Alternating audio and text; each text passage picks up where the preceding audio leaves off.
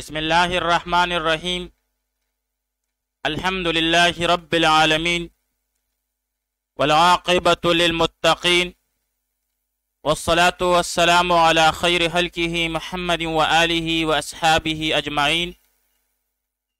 آج زاد الطالبین میں ہمارا 12واں سبق ہے، جس میں ہم حدیث نمبر 5 کا ترجمہ، تشریح اور نحوی ترکیب کریں گے۔ حدیث نمبر 5 ہے الحیاء شعبۃ من الایمان۔ الحیاء شعبۃ من الایمان۔ الحیاء، حیا، شعبۃ ایک حصہ ہے یا ایک شاخ ہے، من الایمان ایمان کا۔ اب یہاں پر الحیاء اس کا معنی ہے شرم اور حیا۔ حیا کی لغوی تعریف یہ ہے، هو تغیر لخوف المذمت او العقاب۔ ہوا تغیر لخوف المذمت او العقاب، یعنی مذمت یا سزا کے ڈر سے چہرے کا بدل جانا۔ مذمت یا سزا کے ڈر سے چہرے کا بدل جانا۔ قال اللہ تعالی ان اللہ لا یستحیی ان یضرب مثلا ما بعودۃ۔ الحیاء اس کا معنی ہے شرم اور حیا، اور لغوی تعریف حیا کی یہ ہے، هو تغیر لخوف المذمت او العقاب۔ شعبۃ اس کا معنی ہے فرقہ، شاخ، پانی بہنے کی جگہ، اور یہاں پر شاخ مراد ہے۔ اس کی جمع شعب اور شعاب آتی ہے۔ آئیے اب اس حدیث کا تشریح پڑھ لیتے ہیں۔ حیا کی تعریف میں ابو علی دقاق رحمۃ اللہ تعالی علیہ فرماتے ہیں کہ یہ اس کیفیت کا نام ہے جو آقا کے سامنے درخواست اور طلب سے آدمی کو باز رکھے۔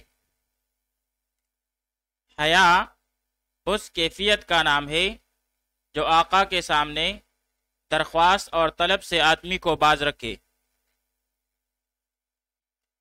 حضرت جنید بغدادی رحمۃ اللہ تعالی علیہ سے کسی نے حیا کے بارے میں سوال کیا تو فرمایا کہ اللہ کی بے شمار نعمتوں اور اپنی کوتاہیوں کو دیکھ کر نفس میں جو حالت پیدا ہو اس کو حیا کہتے ہیں۔ حضرت جنید بغدادی رحمۃ اللہ تعالی علیہ سے کسی نے حیا کے بارے میں سوال فرمایا تو آپ نے فرمایا کہ اللہ کی بے شمار نعمتوں اور اپنی کوتاہیوں کو دیکھ کر نفس میں جو حالت پیدا ہو اس کو حیا کہتے ہیں۔ حیا کو ایمان کا حصہ بیان کیا گیا کیونکہ حیا کی وجہ سے آدمی بہت گناہوں، زنا، چوری، گالم گلوچ وغیرہ سے بچ جاتا ہے۔ اسی وجہ سے علماء نے فرمایا کہ اگر حرام کام ہے تو اس میں حیا کرنا واجب ہے، اور اگر مکروہ ہے تو مندوب، اور اگر مباح ہو تو حیا عرفی ہے۔ حیا کو ایمان کا حصہ بیان کیا گیا کیونکہ حیا کی وجہ سے آدمی بہت سے گناہوں، زنا، چوری، گالم گلوچ وغیرہ سے بچ جاتا ہے۔ اسی وجہ سے علماء نے فرمایا کہ اگر حرام کام ہو تو اس میں حیا کرنا واجب ہے، اگر مکروہ ہو تو مندوب، اور اگر مباح ہو تو اس میں حیا کرنا حیا عرفی ہے۔ شعبۃ اس میں جو تنوین ہے آخر میں یہ تعظیم کے لیے ہے، یعنی حیا ایمان کا بہت بڑا حصہ ہے۔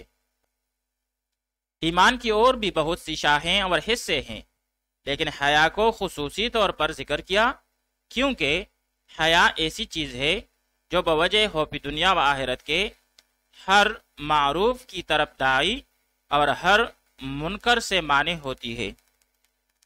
ایمان کی اور بھی بہت سی شاخیں اور حصے ہیں، لیکن حیا کو خصوصی طور پر ذکر کیا کیونکہ حیا ایسی چیز ہے جو بوجہ خوف دنیا و آخرت کے ہر معروف کی طرف داعی اور ہر منکر سے مانع ہوتی ہے۔ مولانا انور شاہ کشمیری رحمۃ اللہ تعالی علیہ نے فرمایا کہ حیا کو خصوصی طور سے بیان کرنے کی وجہ یہ ہے کہ یہ امر طبعی ہے، عموماً اس کی طرف ذہن نہیں جاتا، اس لیے یاد دلایا گیا کہ حیا بھی ایمان کا حصہ ہے۔ مولانا انور شاہ کشمیری رحمۃ اللہ تعالی علیہ نے فرمایا کہ حیا کو خصوصی طور سے بیان کرنے کی وجہ یہ ہے کہ یہ امر طبعی ہے، عموماً اس کی طرف ذہن نہیں جاتا، اس لیے یہ یاد دلایا گیا کہ حیا بھی ایمان کا حصہ ہے۔ آئیے اب اس کی ترکیب کر لیتے ہیں۔ الحیاء مرفوع بالضم لفظا مبتدا، شعبۃ مرفوع بالضم لفظا موصوف، من جارہ، الایمان مجرور بالکسر لفظا،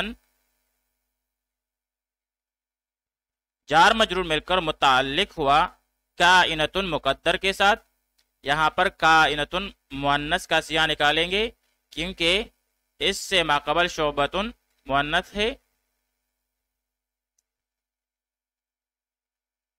کائنۃ اس میں فاعل شبہ فعل، اس میں ہی ضمیر مستتر اس کا فاعل، شبہ فعل اپنے ضمیر فاعل اور متعلق کے ساتھ مل کر شبہ جملہ ہو کر صفت ہوئی ماقبل موصوف کے لیے، موصوف صفت مل کر خبر ہوئی ماقبل مبتدا کے لیے، مبتدا اپنی خبر سے مل کر جملہ اسمیہ خبریہ ہوا۔